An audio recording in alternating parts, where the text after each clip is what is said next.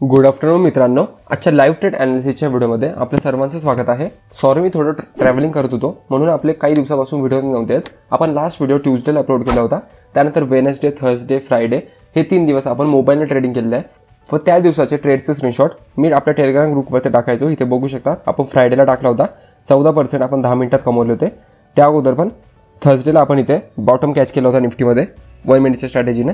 तर इथे मी live update देत होतो त्या दिवसाचे। तर जर तुम्ही अजून पण हा टेलिग्राम ग्रुप जॉईन नसेल केला तर तुम्ही डिस्क्रिप्शनमध्ये व पिन कॉमेंटमध्ये मी लिंक दिली आहे, तिथे जाऊन हा टेलिग्राम ग्रुप जॉईन करू शकतात।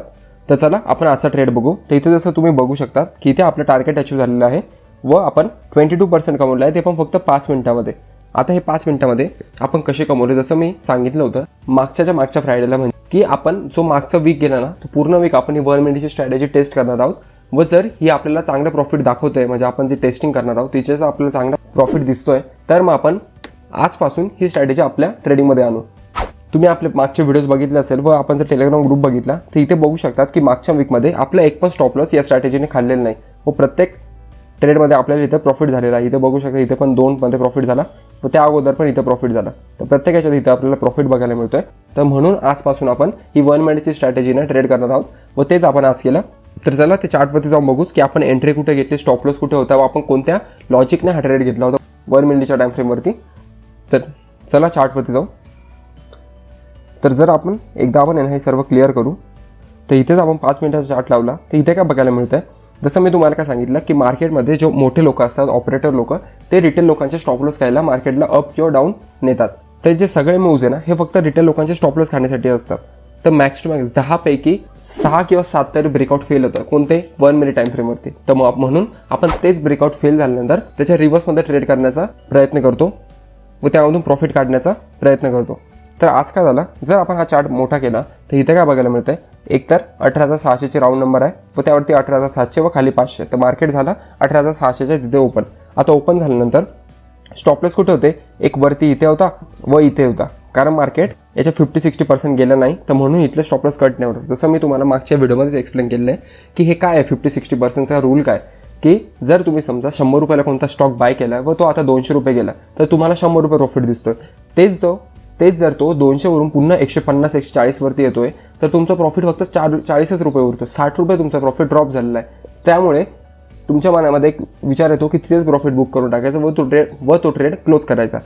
याच प्रकारे आपण फिबोनाचीने विचार करतो की जर मार्केट 50-60% पर्यंत जातोय तर रॅलीच्या, तर तिथून जे खालचे स्टॉप लॉसेस आहे ना, ज्याने बाय केलं असेल त्या ट्रेडमध्ये, ते तिथून एक्झिट होऊन जातील। तर म्हणून मार्केटला जर मार्केट इथपर्यंत येत आहे तर इथून वर जाण्यासाठी काय फायदा नाही, कारण अगोदरच इथल्या लोकांनी इथे स्टॉप लॉस घेतलेले आहे, त्यांचे ट्रेडिंग स्टॉप लॉस म्हणता येईल। तर जर मार्केट एवढं लांब जाऊन पण जर ऑपरेटर लोकांना इथे जर रिटेल लोकांचे स्टॉप लॉस नाही बघायला मिळत तर इतकं वर जाऊन फायदा नाही, तर म्हणून मार्केट इथूनच रिव्हर्स होतं। तर अशा प्रकारे हा 50-60%चा रूल असतो।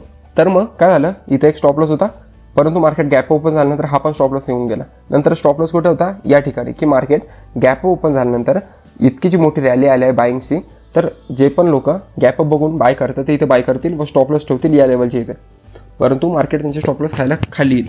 अशा विचाराने आपण ट्रेड घेतला। आता तो सेलिंग ट्रेड घेण्याच्या अगोदर आपला एक बाईंगचा पण व्ह्यू होता, तो पण मी तुम्हाला सांगतो की आपला ट्रेड कुठे बसत होता।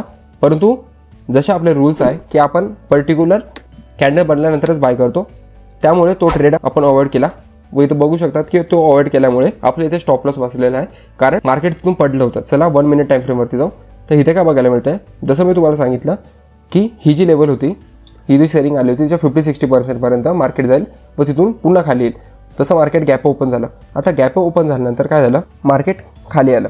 आता खाली आल्यानंतर तिने 18,600ची लेवल आहे तिला पण ब्रेकडाऊन दिला। आता ब्रेकडाऊन दिला तर मग इथून काय केलं, मी ते एक फिबोनाची लावली की आपण काय केलं, हा जो लो आहे ना या ठिकाणी, इथून या हायपर्यंत, म्हणजे मार्केट जिथे गॅप ओपन झालं होतं त्या ठिकाणपर्यंत फिबोनाची लावली व त्याची जी 50% आहे व 61% ती लेवल इथे कुठे येते। तर जेव्हा मार्केट इथपर्यंत आलं तर मी ते बघत होतो की कधी आपल्याला बाईंग स्ट्रेंथ बघायला मिळते, म्हणजे एक ग्रीन कॅन्डल बघायला मिळते किंवा मार्केट तिथे सस्टेन होतं। परंतु जसं बघू शकतात की मार्केट मोमेंटममध्ये रेड कॅन्डल बनवत ते लेवल तोडली, तर म्हणून आपण बाईंग ट्रेड अवॉइड केला। जर आपल्या इथं बुलिश कॅन्डल बघायला मिळाले असते ना तर आपण इथून बाय केलं असतं, कारण काय झालं, खाली कोणत्या स्टॉप लॉस नाही उरलेले, कारण मार्केट 50-60% आलं आहे व त्यानंतर जी 18,600ची लेवल आहे त्याला पण ब्रेकडाऊन दिला। आता काही लोक काय असतात, राऊंड नंबरवरती ट्रेड करतात की 18,600ची ब्रेक झाली, 500ची ब्रेक झाली तर आपण बाय करू, सेल करू। तर त्यांचे पण स्टॉप लॉस कुठे असतील, मग वरच्या साईडला असतील, तर मार्केट वर जाईल या थिंकिंगने आपण इथे बाय करणार होतो. परंतु जसं आपल्याला इथं कॅन्डल नाही बघायला मिळाली म्हणून हा ट्रेड आपण अवॉइड केला. तर अवॉइड केल्यानंतर काय झालं, मार्केट खाली आला. नंतर काय झालं की मार्केट खाली आला व कालची जी क्लोजिंग प्राईस आहे ना तिथे मार्केटने सपोर्ट घेतला व सपोर्ट घेऊन मार्केट वर गेला.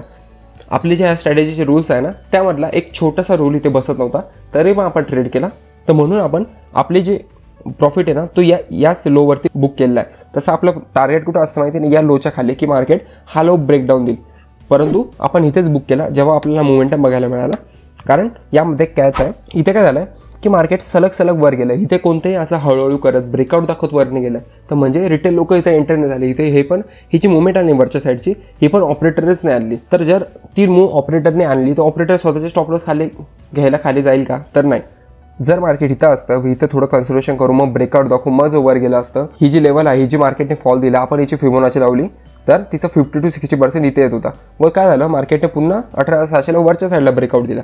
तर म्हणजे इथे दोन गोष्टी काय झाला, एक तर फिबोनाचीच्या जवळ आहे मार्केट 50-60%च्या, म्हणून तिथून तो ट्रेड रिझ्यूम करण्याचे खूप चान्सेस आहे. व दुसरं म्हणजे मार्केटने 18,600ला वरच्या साईडला ब्रेकआउट दिला. तर खूप बायर्स इथे येतील की 18,600 राऊंड नंबरला वरच्या साईडला ब्रेकआउट दिला तर बाय करू त्यांचे स्टॉप लॉस खाली असतील.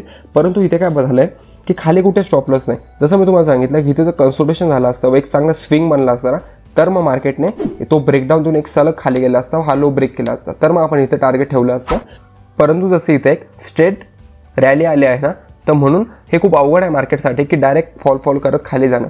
कारण इथे कोणतेही स्टॉप लॉस नाही खालच्या साईडला. जर रिटेल लोक एंटरप्रेस नाही झाले तर मार्केट कोणाचे स्टॉप लॉस हंड करण्यासाठी जाईल. तर म्हणून आपण या रेड कॅन्डल होती एंट्री घेतली, स्टॉप लॉस ठेवला या ठिकाणी व आपलं टार्गेट बुक केलं आपण या ठिकाणी. तर म्हणजे 1:1.25 ते 4.5 पर्यंतचं हे आपलं टार्गेट ट्रेड होता व त्यामध्ये इथे आपण टार्गेट बुक केलं, ते पण फक्त 5 मिनिटामध्ये. तसं आपलं हा ट्रेड मोठा असता कारण आपण इथे टार्गेट ठेवलं असतं, तर 1:2च्या वर पण हा ट्रेड गेला असता. जसं मी तुम्हाला सांगितलं की इथे आपल्याला कोणताही स्विंग नाही बघायला मिळतं, एक स्ट्रेट रॅली आहे. तर म्हणून आपण इथेच टार्गेट बुक केलं व इथे बघू शकतात की मार्केटने तो लो ब्रेकच नाही केला. इथेच थोडं कन्सोलेशन झाल्यानंतर सेलर्सला इन्व्हाइट केला व मार्केट वर निघून गेला. तर अशा प्रकारे आज आपण ट्रेड केला व त्यानंतर मी अजून एक ट्रेड ऑपॉर्च्युनिटी फाईंड करत होतो. परंतु आता 12:30 वाजले तरी पण मार्केट त्याच रेंजमध्ये कन्सोलेशन करत आहे. तर आपण ॲग्रेसिव्हली तर एंटर नाही होणार मार्केटमध्ये. फुकटचं मार्केटला पैसा का द्यायचा. जेव्हा आपला सेटअप बनेल, जेव्हा आपली स्ट्रॅटेजी तिथे दाखवेल की इथे तुम्ही ट्रेड घ्या, तेव्हाच आपण ट्रेड करू. तर म्हणून आता बघूया 2 पर्यंत आपण बघू की आपल्याला कोणता सेटअप बघायला मिळतोय का, कुठे रिटेल बायस किंवा सेलर्स ट्रॅप होता की नाही. तेव्हा जर ट्रेड भेटला तर ट्रेड करू, नाहीतर उद्याच आपण मार्केटमध्ये पूर्ण फ्रेश माइंडसेट सोबत येऊ व ट्रेड करू. तर जर आपली ॲनालिसिस आवडली असेल तर प्लीज या व्हिडिओला लाईक करा व चॅनलला सबस्क्राईब करा. व मी पिन कॉमेंटमध्ये टेलिग्राम ग्रुपची लिंक दिली आहे, तिथे जाऊन तुम्ही हा ग्रुप जॉईन करू शकता. तर चला एकदा तुम्हाला आजचा प्रॉफिट दाखवतो. इथे तुम्ही बघू शकतात की आपली ऑर्डर बुक आपण 9:34ला 49च्या प्राईसला बाय केला होता व 60 रुपीजला आपण तो विकला आहे, तो पण 9:39 म्हणजे 5 मिनिटात आपण 22% इथं टार्गेट बुक केलं आहे. पोझिशन बुक बघून घेऊ. इथे बघू शकता की आपण 537 रुपयाचा आज प्रॉफिट बुक केला आहे. व तुम्ही म्हणाल की ही जी ऑर्डर आहे 9:24ची ऑप्शनच्या कॉलमध्ये ती तुम्ही कॅन्सल का केली. एकदा तुम्हाला बँक निफ्टी दाखवतो. बँक निफ्टीचा आपण 1 मिनिटची टाइम फ्रेम बघितला ना, तर तुम्ही ही ऑर्डर कधी लावली होती 9:24ला. 9:24ला तर आपण कॅन्सल केली आहे. आपण या ठिकाणी ऑर्डर लावली होती व इथे बघू शकता की आपण एकदम बॉटम कॅच केला बँक निफ्टीमध्ये, मग बँक निफ्टी तिथून वर गेला. तर म्हणजे ही जी स्ट्रॅटेजी आहे ना ही खूप बेस्ट आहे. फक्त आपण ती ऑर्डर कॅन्सल केली की यार मार्केट ऑप्शन प्राईस तिथपर्यंत आलीच नाही. जर तिथपर्यंत आले असते ना तर आपल्याला कॉलमध्ये पण प्रॉफिट झाला असता. तशा प्रकारे आपण छोट्या टाइम फ्रेमवरती बॉटम व टॉप कॅप्चर करतो या स्ट्रॅटेजीने. तर चला उद्या भेटूया. थँक्यू.